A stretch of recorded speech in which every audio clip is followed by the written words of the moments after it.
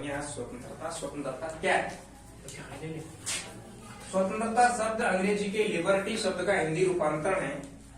स्वतंत्रता का अर्थ है बंधनों का अभाव। बंधनों का अभाव यानी मुक्ति। स्वतंत्रता का क्या अर्थ है? बंधनों का अभाव।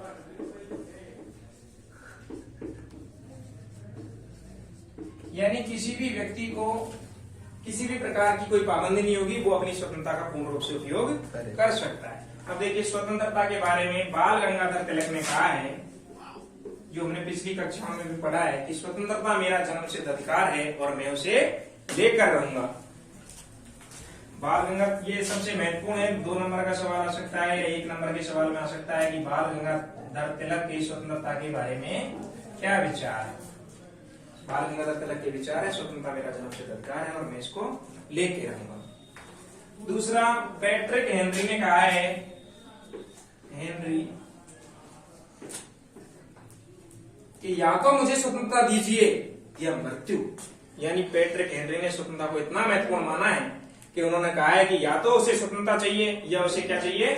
मृत्यु चाहिए। इसी प्रकार रिची ने भी स्वतंत्रता को जीवन के अधिकार के बराबर बताया। इसका मतलब यह है कि स्वतंत्रता बहुत ही महत्वपूर्ण है। अब देखिए स्वतंत्रता के कितने प्रकार है, ये महत्वपूर्ण है। स्वतंत्रता के 2 प्रकार है। कितने प्रकार है स्वतंत्रता के? 2 प्रकार है। पहला है सकारात्मक स्वतंत्रता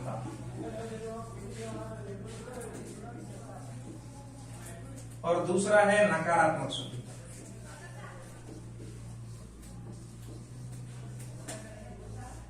सकारात्मक स्वतंत्रता का अर्थ है कि व्यक्ति पे युक्ति युक्त बंधन होंगे जो उसके कल्याण के लिए जरूरी है। सकारात्मक स्वतंत्रता की अवधारणा कल्याणकारी राज्य की अवधारणा है कि प्रत्येक व्यक्ति के उत्थान के लिए सकारात्मक स्वतंत्रता बहुत ही जरूरी है। जबकि नकारात्मक स्वतंत्रता का अर्थ है कि व्यक्ति पर किसी भी प्रकार के बंधनों का अभाव होगा, यानी लेसेस फेयर, व्यक्ति को खुला छोड़ देना चाहिए, उसे किसी भी प्रकार की पाबंदी नहीं लगा देनी चाहिए। जैसे प्रमुख व्यक्तिवादी विचारक हुए जॉन स्टुअर्ट मिल, जो हमने न्याय के पाठ में भी पढ़े थे सामाजिक उपयोगिता के बारे में। जॉन स्टुअर्ट मिल ने कहा है कि राज्य को किसी भी व्यक्ति के कार्यों में हस्तक्षेप नहीं करना चाहिए।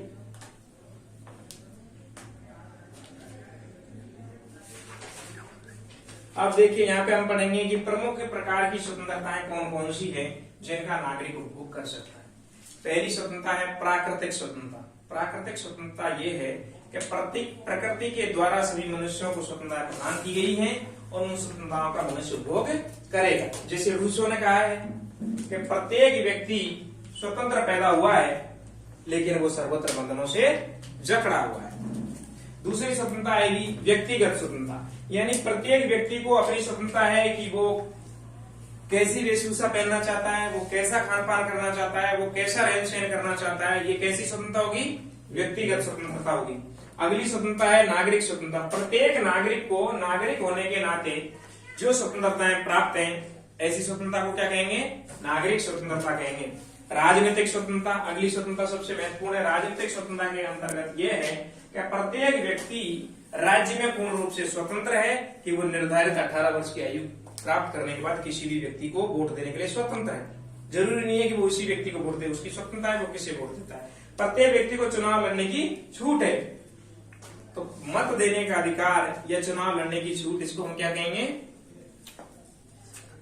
राजनीतिक स्वतंत्रता। आर्थिक स्वतंत्रता सबसे महत्वपूर्ण है। प्रत्येक व्यक्ति को धन कमाने की छूट है, यानी युक्ति युक्त बंधन के आधार पर उसे धन कमाने की छूट है। वो कितना धन कमाना चाहता है या वो कौन सा रोजगार करना चाहता है, वो मजदूरी करना चाहता है या चाय की दुकान खोलना चाहता है या व्यापारी बनना चाहता है या अफसर बनना चाहता है, ऐसी प्रत्येक व्यक्ति को आर्थिक स्वतंत्रता है। अगली स्वतंत्रता है धार्मिक स्वतंत्रता। प्रत्येक व्यक्ति अपनी श्रद्धा के अनुसार किसी भी धर्म को मान सकता है, किसी भी पूजा पद्धति को मान सकता है, उसे पूरी तरह छूट होगी। वो किसी भी भगवान को माने या किसी धर्म को माने या फिर इस प्रकार की जो स्वतंत्रता होगी उसे क्या कहेंगे?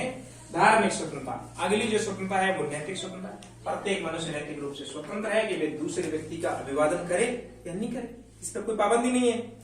आप रास्ते में जा रहे हैं, किसी को नमस्ते सर या नमस्ते अंकल बोल रहे हैं तो ये आपकी क्या है, नैतिक स्वतंत्रता है। अगर आप नहीं बोलते हैं ऐसा आपको बाध्य नहीं किया जा सकता है कि आप नमस्कार करें।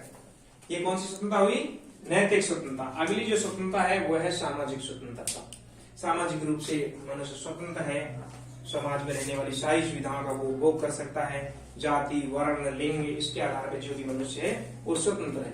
अगली स्वतंत्रता राष्ट्रीय स्वतंत्रता है। प्रत्येक देश भी स्वतंत्र है। जैसे पहले हमने पिछली क्लास में पढ़ा था कि पहले भारत अंग्रेजों का गुलाम था, तो स्वतंत्रता के लिए तो संघर्ष किया हमने। किसके लिए संघर्ष करा, स्वतंत्रता के लिए।